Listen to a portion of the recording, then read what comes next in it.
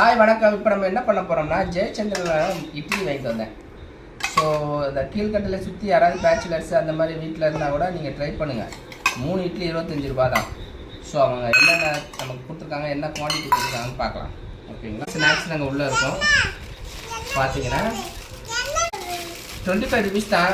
3 இட்லி தராங்க. 3 இட்லியும் சும்மாலாம் இல்லைங்க, சின்னதாக இல்லை, நல்லா பெருசாகவே இருக்குது. ஓகேங்களா? நல்லா சாஃப்டாகவும் இருக்குது. ஸோ இதுக்கு என்ன கொடுக்குறாங்கன்னு பாருங்கள். இங்கே தான் ஹைலைட்டு. நீங்கள் வீட்டில் இட்லி மாவு வச்சுருந்தீங்கன்னா தைரியமாக போய்ட்டு அவங்க ஒரு 3 இட்லி வாங்கிக்கிட்டிங்கன்னா உங்கள் குடும்பத்தில் ஒரு 3-4 பேர் இந்த இட்லி சட்னி வச்சு நம்ம இந்த சட்னி சாம்பார் வச்சு சாப்பிட்டுக்கலாம். ஸோ சட்னி பாருங்கள், தேங்காய் சட்னி,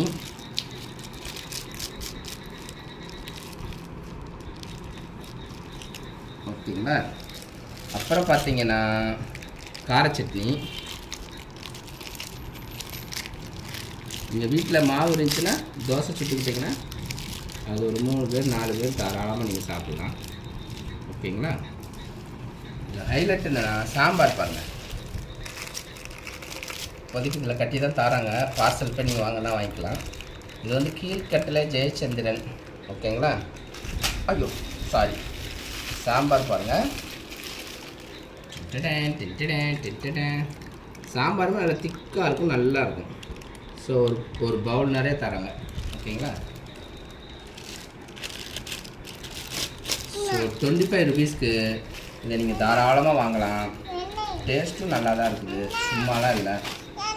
வேறு டேஸ்ட் எப்படி இருக்குன்னு பார்த்துக்கலாம். இப்போ முதல்ல கார சட்னி,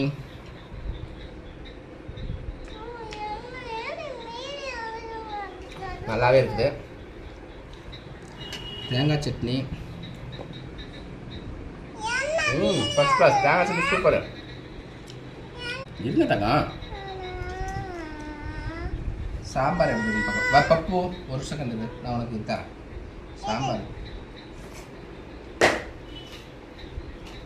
சாம்பார் சும்மா சொல்லக்கூடாதுங்க. ஒருத்து அப்படி ஒருத்து. ஸோ ட்ரை பண்ணுங்கள். மெயினாக பேச்சுலர்ஸ் யாராவது இருந்தீங்கன்னா நீங்கள் கடையில் மாவு வாங்கிட்டீங்கன்னா 25 ரூபாய்க்கு 3 இட்லி வாங்கினீங்கன்னா ஒரு 4 பேர் தாராளமாக சாப்பிட்லாம்.